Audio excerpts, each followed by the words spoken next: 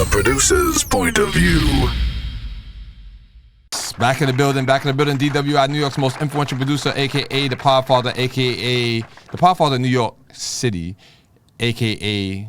the POP, which is the pioneer of podcasting. We celebrating 25 years. This is season 10 of the producer's point of view. And this is great. I got Snow early this year. We got my girl Mia Snow is in the building. Influencer, artist, moving and shaking. Amazing tattoo on her neck, which I still want to know how she sat there because people can't play around with my neck. So anyway, welcome to the Matrix Studios. Welcome to Wall Street. How you doing? I'm good. How are you? Thank you for having me. I'm good. This is our second day. The other day we was outside together at the same spot, and I seen you was out there taking pictures and moving around. So I'm happy that Scott got you to take time out of your busy schedule to come into the Matrix Studios to tell your story. So we're gonna give you 15 minutes of fame. 15 minutes of fame, so you get a chance to, in 15 minutes to explain how'd you get to being Mia Snow, where you from, what you like, what you don't like. You're gonna get into it. So let's talk first. What city you repping? Duval. Shout out to Jacksonville, Florida. Okay. Is it true that whatever you hear, what they say the craziest people come from all of Florida and the Bronx? Because I'm from the Bronx. Yes. That makes this a crazy show right now. Yeah. Okay, so what goes down in Duval County? I ain't even gonna speak on it. Oh, okay. What happens in Duval stays in Duval, except for you, because you in New York City. I'm in New York. I'm bringing Florida to New York. All right, so you on tour now with Scott. So how many states did you hit so far? I couldn't even count. It's been a lot so far. Not all 50 yet, but it's The whole East Coast though. You went from here to Boston, to Canada. I haven't been there yet, but I'm going. Toronto. You gotta go. To Toronto. I was supposed to go next month, but we had to push it back a little bit. So I'll be there when y'all go the next time. I'll be there. Okay. I'll probably be doing the media there with Scott. Bet. All right. So growing up in Duval, you had music in your soul for all this time, or was you doing something else and then? So let me tell you something. I was born in Duval, and because of foster care, I grew up in group homes and just different foster homes. They moved me around since I was I'm a foster kid as 3. well too, but I live with my grandmother. But that's a whole nother story. So it make you understand. I understand what you went through somewhat. Yeah, they moved me around a lot, and so I never got a chance to live in Duval. But I will always rep it. That's where I was born. So that's my place. Okay. And I've mostly been in Atlanta, so in Georgia. So yeah. Okay. Which one do you like better? Like Atlanta or Florida? The furthest south or the mid south? I could say some days I'll get in my feelings. I'll be like, I just want to be in a country. Like I just want to be by myself. Right. And then other times I'm like, yeah, I like being in the city. I like Atlanta. But the people there are kind of iffy, wishy-washy. So it's about the people. So you just it depends stay away on from who the people. you're around, really. And I don't be around nobody. I mean, that's every state and every city, every block is always you have your section of people that just don't know have no behavior, and if you stay around it, then that's what you gotta do. I posted something on my Instagram that says if you stop giving clowns a stage, they'll stop performing. And it's once you give people the attention, it don't stop. Right. It don't stop. Yeah, it don't. They just gonna keep fueling that fire. So all right, so that's dope. So now, what year did you start doing music? I started really figuring out all when I was like 15, 16. Okay. And I wasn't like I didn't have anything to show for it, but like me writing in journals to beats that I would download off of YouTube in the group homes. And we couldn't have phones or nothing. So I would download it on my little MP3 player, and I'll just write in my journal. What you know about an MP3 player? Bro, okay, you showing your age now. MP3 players, they ain't been around for some time. Yeah. iPod or MP3 player? It wasn't the touchscreen one. It was the little MP3 player one. Right. We couldn't have. We was closed off from the world, so we couldn't have a phone, no Wi-Fi. We couldn't even watch certain things. So it's safe to say your come up was pretty. It was on the rough side. It wasn't nothing sweet. Happened because I made it happen. I ran away from group homes my whole life. So me being outside and choosing to be outside and choosing to be homeless and choosing to be around the people that are bad or just meeting some good people, that was all a lesson of in my trials and tribulations to get where I'm at. You are the definition of what my man J. Cole said is beauty in the struggle, because you put yourself in a situation for what you wanted, what you believed in, to go through some struggle to come out to where you are now, where you're along the path of the direction you want to go, and you made that choice. A lot of people don't make that choice. A lot of people let their parents tell them what to do, go get this job, do this, do that. Exactly. And when you come up like how we come up when your parents make a decision, at a young age you have to start making certain decisions for yourself. Young age, I grew up fast. I say this all the time to people. I was 25 when I was 15, so I had to grow up real fast and real early. Wow. My mindset kind of, even on 21. Yeah. And you giving your age. That's how you know you're young. You're young enough to still give your age as a woman, because some of these women be, if they 30 and over, they're not giving their age. You a baby. I'm like, okay. That's I look like a baby, but not look like what I've been through. Baby. Right, baby. All right, so boom. So you hooked up with Scott Morris. What year was that? This year. It was just this year? It hasn't been a year yet. Like, they came around. All right, so I can't credit him for your success. All right, so when did you start? What made you successful on social media? They came around? Yeah, up to that point. Okay, so I did get noticed when I was 18. When I signed out of Care, this other little label in Atlanta, they found me, and, we had our issues. Are they still a little label? It's all love. Okay, no shade. Got going on. Nah, it's cool. But it did, whatever they had going on, it really hurt me back then when they did what they did. So it put me in a state of mindset where I stopped doing music for 8 months. I gave up, and I was just done. I was heartbroken. Plus, I had nobody. Like, when you come from not having nobody, and, like, nobody really giving you a chance. Sorry, it's just a lot. Oh, I'm sorry. It's okay.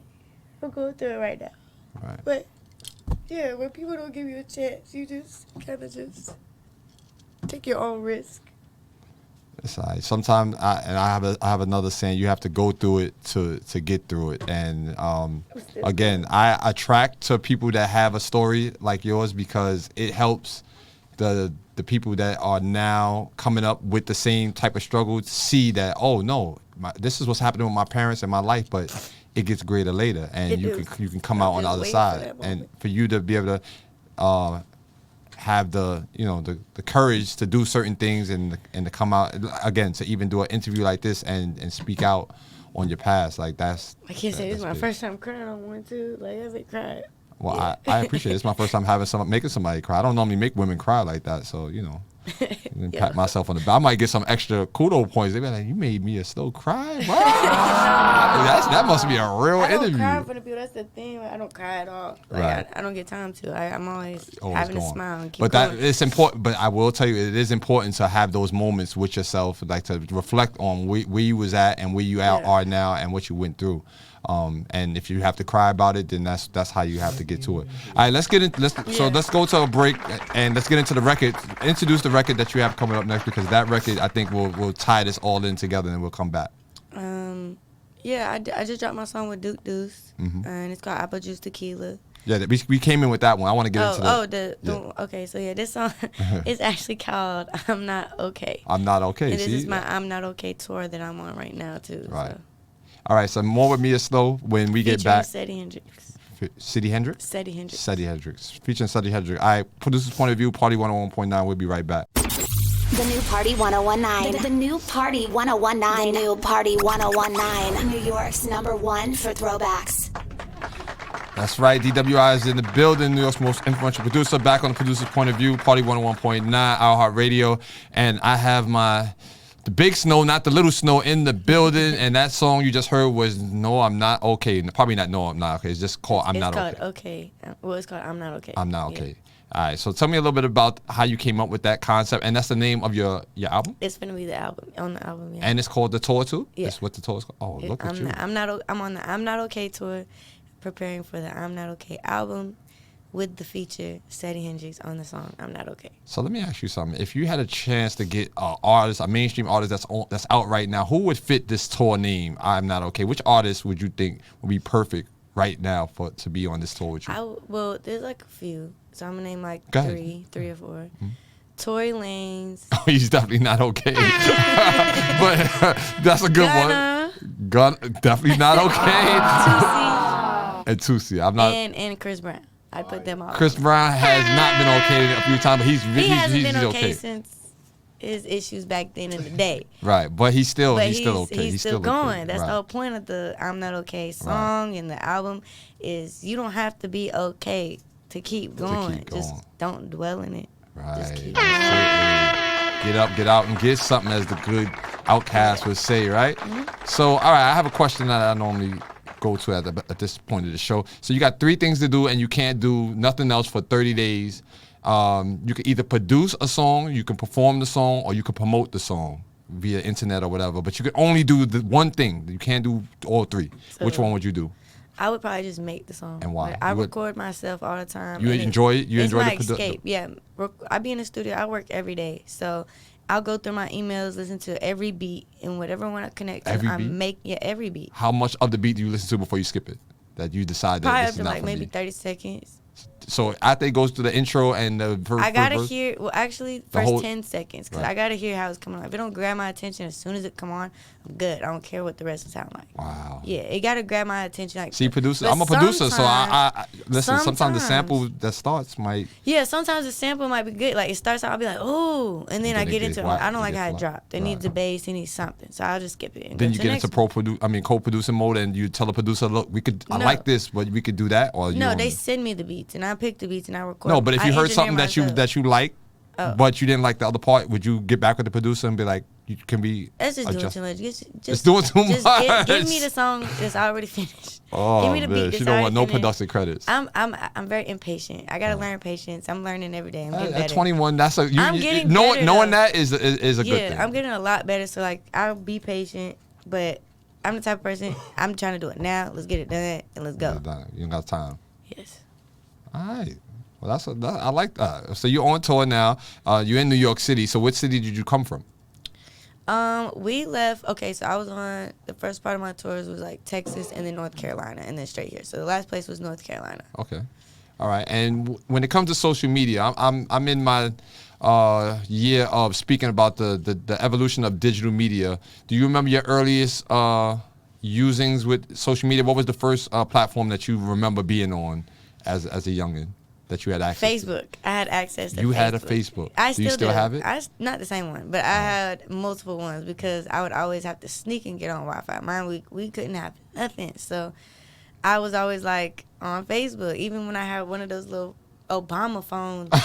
Yeah, I had the Obamacare phone. You can get on Facebook on there, and the little. It's not an iPhone or nothing. Right. It's like literally Right. buttons you got to click on You there. have to press the and buttons. you All right. I was on Facebook. So all right. So now the evolution is you're on an iPhone. You can Yeah. stream your whole life and Literally. produce everything. How much of that makes the artist that you are now, that you're able to do all this promotion and production yourself? I to your can phone? say that social media and all the little things that are like the little apps and like even BandLab. I use BandLab to record all my songs. Mm-hmm. So just having the access to those apps and the platforms, it actually helps a lot better than like back then when I like didn't have all that. Mm-hmm. And you know, like all this shit, it elevates every day. Like it's a new generation every day. It seems like it's just different. And every at day. 21, you see that now. I see it, and it happens so fast. People look at me, they be like, "Oh, like I said, they be like, you a baby," Right. but it's like, yo, I was literally like living in the olden days for real type shit. The you know? olden days. I'm gonna say olden And days. say stuff too. I let you curse twice already because you cried. stuff. So My bad, yeah. We It don't want to comes out leave because sometimes. I'm a teacher too. I teach kids and they Thank be you. on my I be lives needing and that. I be practicing. Yeah. No, you're doing good though. That was only Yeah. 2 and then Okay. you got passionate about that. I'll let those My 2 bad. slide.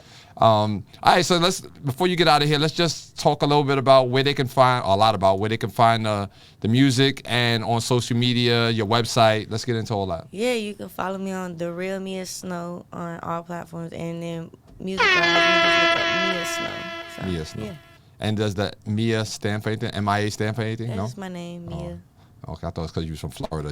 So I'm took gonna the tell you a Miami. little fun fact that nobody knows. So And this is a DWI exclusive?